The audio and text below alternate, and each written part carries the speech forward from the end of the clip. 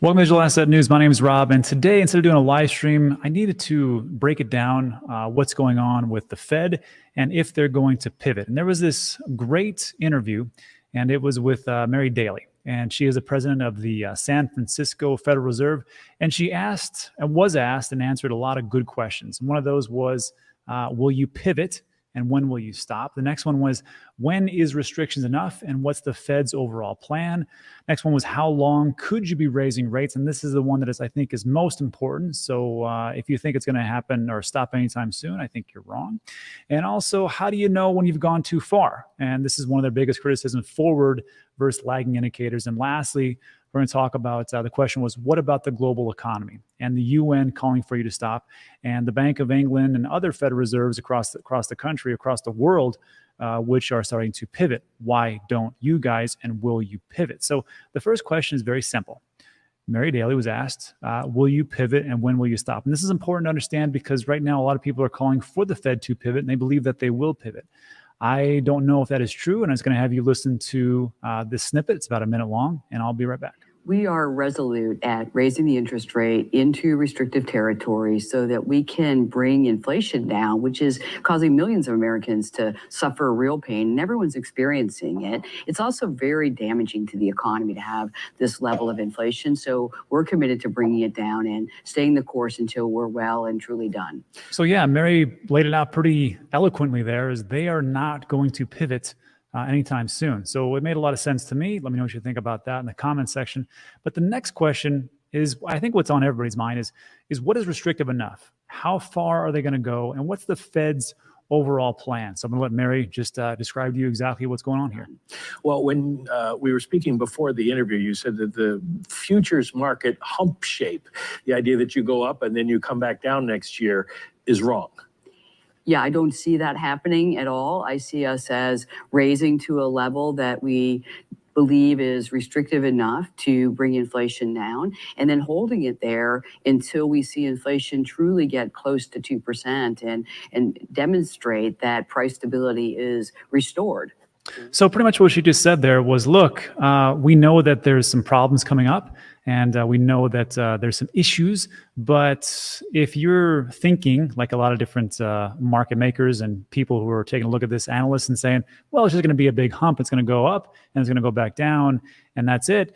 Mary here is saying, no, throughout next year, we will probably continue to raise rates until we see it at our goal level, which is 2%. So that would answer your question as to, like, is this going to happen or taper off anytime soon? Now, the next question that she was asked was, look, how do you guys do this? Because it seems to me like you're looking at a lot of rear-facing data that is not forward-looking. And are you guys just going forward until something breaks and then going, okay, put the brakes on?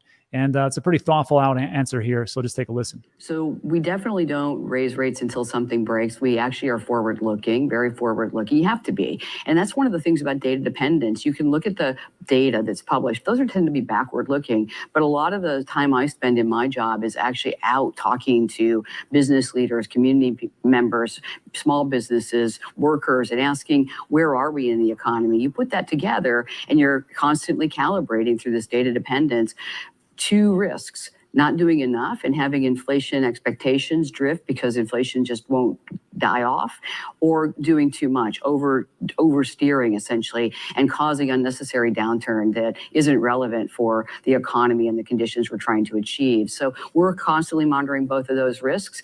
And I guess the main thing I want your listeners to know is it's not a backward-looking enterprise, it's a forward-looking enterprise. We don't want to wait till we got there and then say, uh-oh. We want to get there as smoothly as possible. This is the tool we have, and it is a blunt tool. And that's why we're so careful about how we're thoughtful about the data. We are constantly out talking to people, looking at the information we have. It's not just about looking at a model and making a rule. It's really, the regional reserve banks, there's 12 of us. We spend a good portion of our time talking to leaders, business leaders, community leaders, workers groups, to try to find out what the economy is. And here's what I'm hearing to a person. That when you're out there talking in the just in Boise, Idaho, people right now are worried about inflation. and they want inflation to come down. They recognize that's a major pillar of a well-functioning economy. And one young man said to me, I have plenty of jobs, but I only have 24 hours in a day and 7 days in a week. And every time I work, I lose money because I go to the store and I can't afford anything. So really the main message here is inflation is problematic, and we are committed to restoring price stability. So whether you agree if that's the right approach or not, it seems like the Fed is resolute and they have a vision as to where they want to go. And the last thing really comes down to this is the question, which is, what about the global economy? Because as we do this and the dollar increases in strength, it starts to crash everything around it. So what about the global economy? Doesn't America have a responsibility? And we've seen the Bank of England pivot as they start to do quantitative easing. We've seen the UN call for America to stop. So the question is, what does this mean for the Fed, and will they start to pivot just because of the global economy? So just take a listen. We really have a domestic charter. That's what Congress gave us. And so we have to stay on our case. The other thing I know is that when the U.S. it is a reserve currency of the world, and there are many things going on besides global tightening. We have the war in Ukraine. China continues to struggle through COVID. There's slowing across the globe, and that often brings people into U.S. currency. So those are just things that happen as a natural part of the economy and the dynamics there. But the Fed stays resolute to its mission, the mission that Congress gave us: price stability, full employment. We're obviously achieving on the full employment side. We're missing on the price stability side. We have to bring inflation down. And basically that's it. We understand there's a global economy. We understand what's going on as far as the Federal Reserve does. But they're like, look, we have a mandate and we're going to hit that mandate. And that is our goal here. And that's pretty much it. So let me know what you think about that in the comments section. And then just to follow up, there was a question that came about. It's like, well, what about, would this lead us into a recession? And I think we're already kind of there. I think we're already there, period. And I know that there's been some different definitions. But again, if we take a look at recessions don't last forever. I mean, this is back in 1969. Usually they're about 18 to 24 months. But after those time frames, what do we see? We see big, huge economic growth. And we've had quite the run since 2009. I mean, 13 plus years take away coronavirus. And for me, if what Mary was talking about is like, we're going to keep continuing into 2023 and then maybe even 2024 to actually get out of it, that's another 2 years. That's another 2 years. And for me, I see it as the same thing as we talked about before, as far as the 4-year cycles. I mean, if we go from 2012 to 2015, having all-time high dip resets, having all-time high dip reset from 2016 to 2019, 2020 to 2023, if we're going to a recession in 2023 and 2024, and then we're kind of getting out of it in 2025, what does that mean? Economic boom, just like we saw over here. Does that mean it's going to definitely happen? I can't say that for sure, because all models work until they don't. And that's what leads me to my last point, which is, this is, of course, Mr. Wonderful Kevin O'Leary. And he's just going to give his opinion about where the Fed is going. And also, don't forget, Kevin's got his fingers on the pulse of business, and he sees a lot of data points about what's going on. So just take a listen if you think that what he thinks as far as recessionary woes and if the Fed's going to pivot. Look at it this way. 75 basis points is coming. It's built into the market already. So far, it's had no effect on inflation, still north of 8%. So why would the Fed stop? I think people that think the Fed's going to pause are dreaming. And so as investors, you have to make a decision.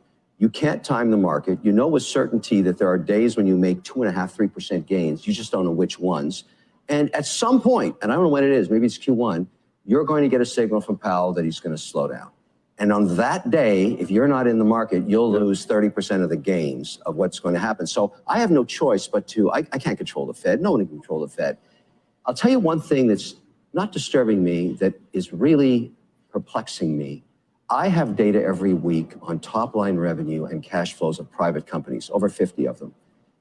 We are supposedly slowing down. We're supposedly in a recession. But you don't see it. Nowhere do I see it. Right. So there's this very weird irony, which is that all these CEOs say, actually, I don't feel it right now, but I think it's coming later.